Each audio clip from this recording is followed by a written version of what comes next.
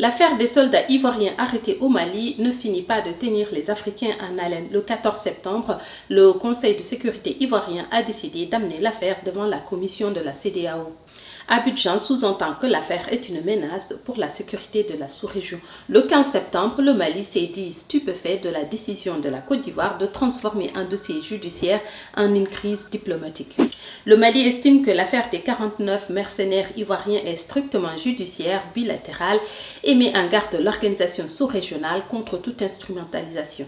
Le Mali souhaitait résoudre l'affaire en négociant avec son voisin en échangeant les soldats contre les hommes politiques qui sont sous mandat de dépôt international et qui vivent en Côte d'Ivoire.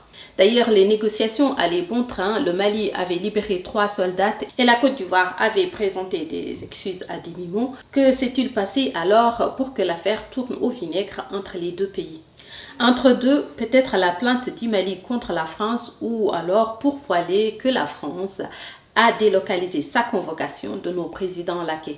Djambo la famille, bienvenue sur Aganisha, je m'appelle Tanoum Lel et je donne mon avis sur l'actualité même si personne ne me l'a demandé. Pourquoi des dirigeants de pays voisins iraient se réunir à l'autre bout du monde? La communauté économique des États de l'Afrique de l'Ouest, la CEDEAO, tiendra une session le jeudi 22 septembre à New York. Non, l'ordre du jour, ce n'est pas les inondations qui ont paralysé le Sénégal, ni la vie chère, ni l'éducation par terre, ou encore moins nos hôpitaux mouroirs. L'ordre du jour, c'est comment ramener le Mali et la Guinée dans le giron de l'impérialisme et accessoirement libérer les 46 soldats ivoiriens. C'est ça la préoccupation de nos larbins. Je ne suis pas en train de dire que la libération des 46 soldats ivoiriens n'est pas importante, mais que Ouattara utilise cela comme rideau pour mieux camoufler la réalité de cette session. Il paraît qu'au Burkina, ça va, les djihadistes continuent juste de tuer le peuple, mais comme ils ne font aucune résistance à la France, ça va. À mon avis, cette session délocalisée à New York n'est rien d'autre qu'un camouflage d'une convocation de la France. En ce moment, ils ne peuvent pas décemment les faire que par convocation jusqu'en France. Du coup, ils vont en Amérique. Cerise sur le gâteau, devinez qui va assister à cette réunion? Madame Colonna.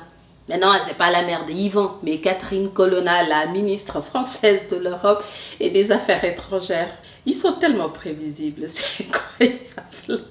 Donc, au lieu de convoquer nos chefs d'État en France comme au beau vieux temps des colonies, ils sont convoqués dans la clandestinité à New York. L'avantage est double pour la France, ne pas exacerber le sentiment anti-français par un énième mépris des Africains en montrant combien leurs présidents sont sous l'emprise de la France.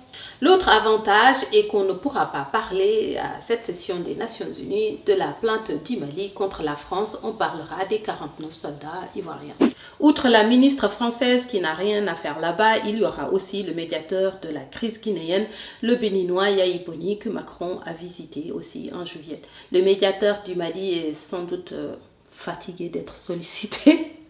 Une réelle menace de sanctions plane contre le Mali et la Guinée. Le colonel Doumbouya a institué un cadre de dialogue inclusif, comme le demandait l'opposition guinéenne. Une décision prise à la veille de l'annonce de la session extraordinaire de la CEDEAO. Il a peut-être eu un peu peur. Oui. Voilà, c'est la fin de la vidéo. Partagez, likez, commentez et dites-moi votre avis sur la question dans les commentaires.